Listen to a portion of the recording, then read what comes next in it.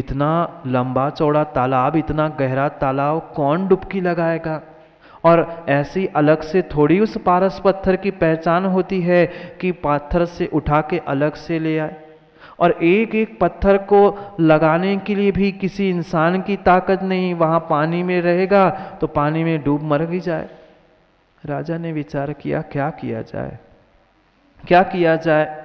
मंत्री और राजा, पूरे मंत्रिमंडल ने बैठकर निर्णय किया कि नगर में जितने हाथी हैं उन हाथियों के पैरों में लोहे की साखल बांध दी जाए।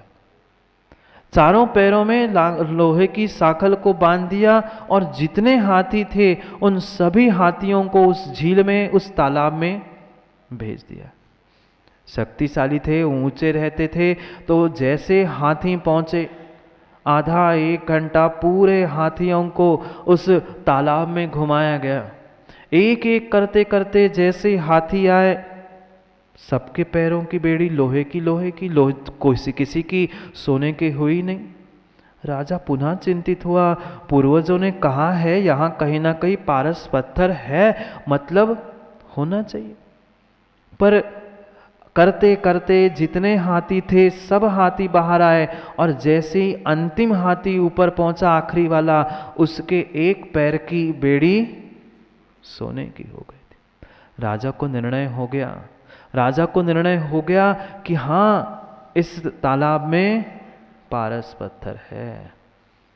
जब राजा स्वयं नहीं पहुंच पा रहा था, किसी व्यक्ति को नहीं पहुंचा रहा था, दूसरे को पहुंचा के उसने परीक्षा तो कम से कम कर ली। तालाब में वह सोना था, तालाब में पारस है जिससे लोहा सोना हो सकता है।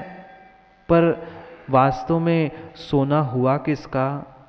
जो तालाब के किनारे खड़ा था उस लोहे का, या जो लोहा उस पानी में डूबा था हाथी के पैरों के साथ उसका? जब तक लोहा उसके संपर्क में नहीं आया था, डूबा नहीं था, तब तक वह उस सोने को ही प्राप्त नहीं हुआ था। ऐसी ये एक सामायिक ऐसा पारस पत्थर है, जो उसमें डुबकी लगाएगा वही उसको प्राप्त कर पाएगा, अन्य कोई नहीं। जो डूबेगा वही पाएगा। कहाँ डूबना? पानी में जाकर डूब मत जाना, नहीं तो कहो महाराज ने कहा कि पानी में डूबने से मिलेगा, जाके कहीं डुबकी लगा के आ जाओ नमन। पानी में डूबने की बात नहीं कर रहे हैं, जिनवाणी में और सामायिक में डूबने की बात कर रहे हैं। नहीं तो पंचम काल है, पूरी बात कहनी पड़ती है। कह दिया महाराज ने कि जाओ डुबकी लगाओ, चले जाएंगे, जाके पानी में डुबकी लगाए, कुछ हो गया सो महाराज पे आफत कि महाराज ने कही थी डुबकी लगा लो।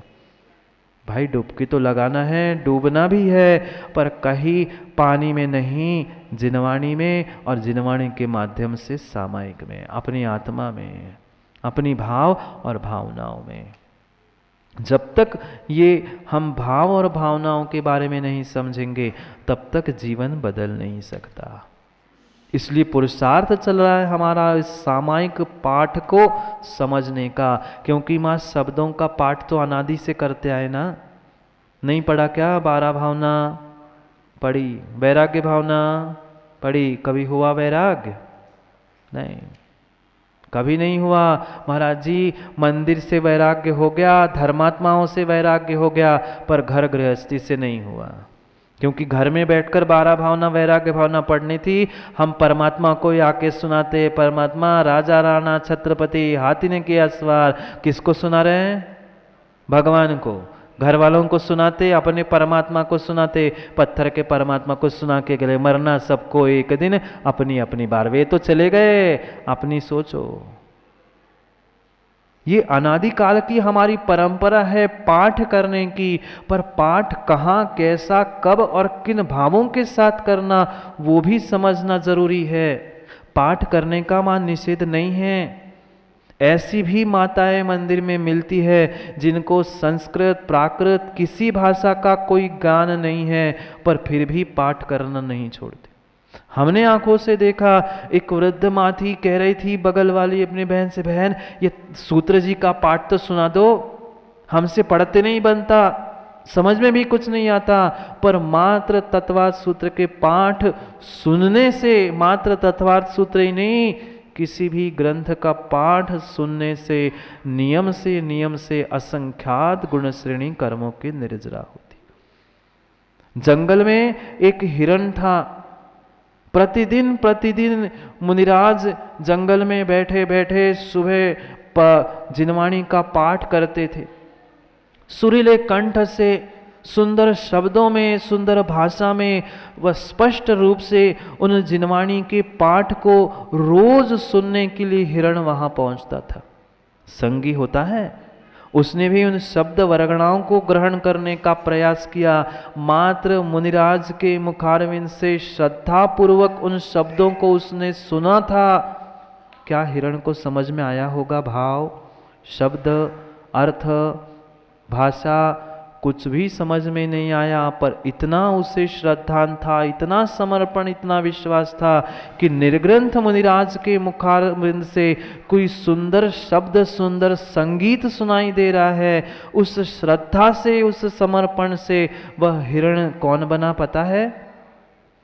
क्या पता है वो हिरण कौन बना? पुराण नहीं पढ़े, सत्य घटना है, कोई मनगढ़ंत नहीं, सत्य घटना। वह हिरण आने वाले समय में वह बाली मुनिराज बन के, जिन्होंने कैलाश पर्वत के 72 जिनालयों की पर्वत की रक्षा की थी, ऐसे बलवान बाली मुनिराज बने थे मात्र जिनवाणी का पाठ सुनने से।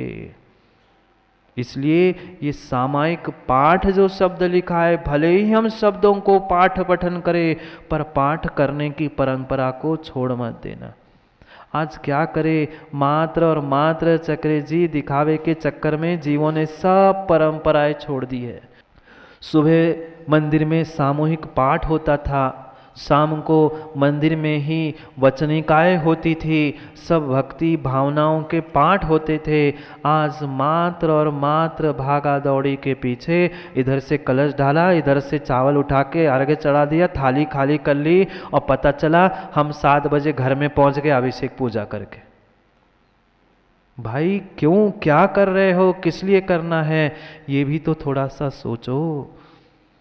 मात्र थाली खाली करने से, एक लोटे का कलश का पानी कहीं खाली कर लेने से तुम्हें पुण्य मिलने वाला नहीं है। अगर उसके पीछे के कारण, उसके पीछे के भाव हमें पता नहीं है, तो मात्र उन क्रियाओं को करने से कोई कारण होने वाला नहीं। इसलिए भावों को समझो, भावनाओं को समझो, एक एक भावना के बारे में हमें समझना है, क्योंकि ये भावना द्वात्रिंशति का ग्रंथ को ही हम प्रारंभ कर रहे हैं। कल से श्लोक वगैरह पढ़ेंगे, पर आज भूमिका तो समझ लो। भावना, भाव ना, जहां मां भाव खाना ना हो, जहां दूसरे के भाव करना ना हो, ऐसी वह भावना।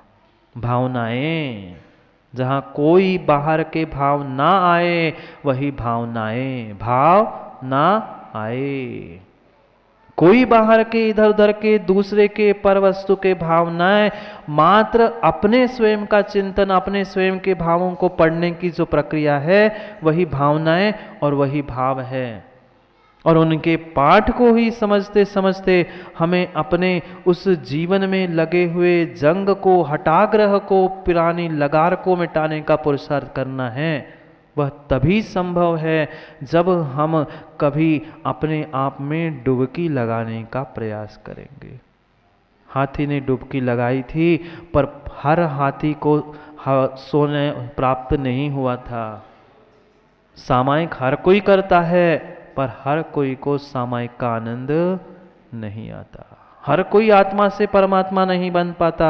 जो उस विधि को जानता है, वह अपने कल्याण को प्राप्त करता है। केवली भगवान भी होते, गणधर भगवान भी होते हैं। वे गणधर भगवान भी अंतर मुहूर्त में द्वादशांग का पाठ कर लेते हैं। पूरे द्वादशांग का पाठ मां कितने में? मात्र अंतर मुहूर्त में कर लेते हैं। हम अंतर मुहूर्त में पाठ नहीं कर पा रहे हैं, कम से कम जो पाठ हो रहा है उसको सुनने का तो पुरुषार्थ कर लो। क्योंकि विश्वास मानना, बार बार ये समय मिले, जरूरी नहीं है। जरूरी नहीं है। भले ही व्यापार की थोड़ी सी लाभ हानि कम हो जाए, पर ये जो लाभ मिल रहा है, यह भाग्य सौभाग्य बार बार नहीं मिलेगा, नहीं मिलेगा। इतने अद्भुत रहस्य आचार्य भगवंत अमित गति स्वामी ने इस सामायिक पाठ और भावना द्वात्रिन सदिका में लिखे हैं। एक एक शब्द और एक एक श्लोक समझने जैसा है। क्यों लिखा, क्या लिखा और किस प्रकार से लिखा है, उनको समझने के साथ हमें अपने जीवन को बदलने का पुरुषार्थ करना है।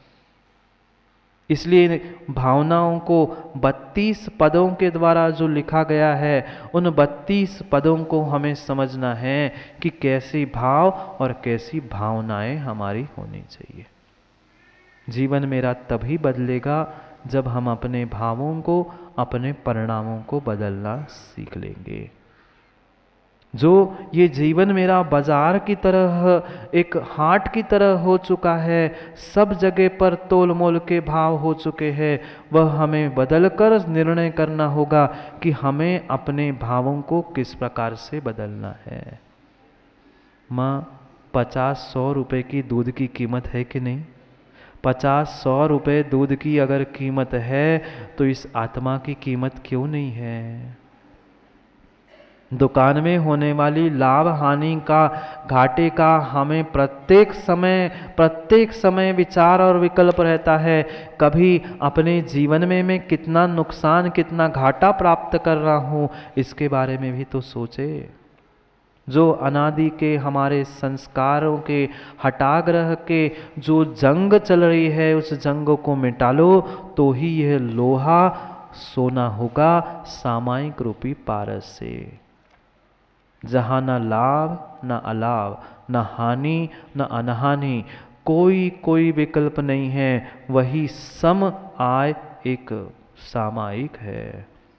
करेंगे। अभी तो मात्र भूमिकाएं चल रही है, एक एक अक्षर नहीं, एक एक शब्द का भी हमें विस्तार से व्याख्यान समझना है कि अमित गति स्वामी ने क्यों, क्या और कैसे सामायिक करने की विधि समझाई। क्योंकि क्रियाएं तो हम करते रहे, पूजा पाठ अभिषेक सामायिक भक्ति उपवास सब कुछ किया, पर उसकी विधि नहीं जान पाए। विधि से अनभिज्ञ होने के कारण ही हम संसार में भटकते आए हैं। अब भावों को और विधि को, दोनों को समझने का पुरुषार्थ हमें समय पे करना है। जो समय हमें बहुत बहुत बहुत मुश्किल से, जो अल्प समय हमें मिला है, उस अल्प समय को हमें पुनः अपने जीवन को बदलने के लिए, पुरुषार्थ करने के लिए लगाना है। क्योंकि समय आज का आपका हो गया है, नहीं हुआ? हो गया है। समय तो हो गया है और होता ही रहेगा, पर समय को और विस्तार से समझना है तो वहाँ समय का ध्यान रखते हुए समय पे पहुँचना। क्योंकि हमें दोपहर में भी कुंद कुंद स्वामी के पंचाशिकाय ग्रंथ के रहस्यों को समझना है। भले ही आपको ग्रंथ के नाम और आचार्य भगवान बहुत कठिन से प्रतीत हो रहे हो, पर सुनने आना, पक्का समझ में आएगा कि कितना द्रव्यानुयोग का गहरा रहस्य कुंद कुंद स्वामी ने लिखा। क्योंकि बाकी के तो सब काम हमने जीवन भर में किए हैं और आगे भी नहीं करोगे, आगे भी करेंगे, पर जो जितना हमें समय आज मिला है, उस समय को, अपनी क्रियाओं को, अपने भावों को बदलने के लिए हमें करना है। और आज का हमारा पुरुषार्थ ही हमारे लिए कल फलीभूत होगा। और आज ही हम पुरुषार्थ नहीं करेंगे, उदासीन होकर रहेंगे, तो आने वाले समय में भी हमारा जीवन बदलने वाला नहीं है। जीवन बदलना है, जीवन बदलना है, जीवन बदलना है तो भावों को बदलने के लिए समय बदलने से पहले हम अपने भावों को बदल लें। क्योंकि समय बदलने में देर नहीं लगती। कब किसका क्या समय बदल जाए कोई भरोसा नहीं है। समय बदले उससे पहले हम अपने भावों को, अपने जीवन को बदल ले।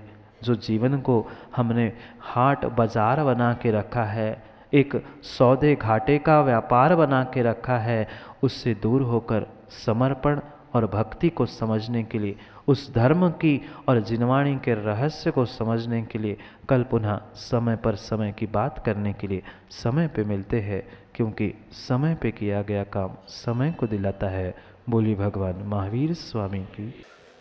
अंतिम तीर्थेश वर्धमान स्वामी के शासन में हम सभी विराजते और उनकी यह पावन पीयूष देशना हम सभी के लिए परम उपकारी।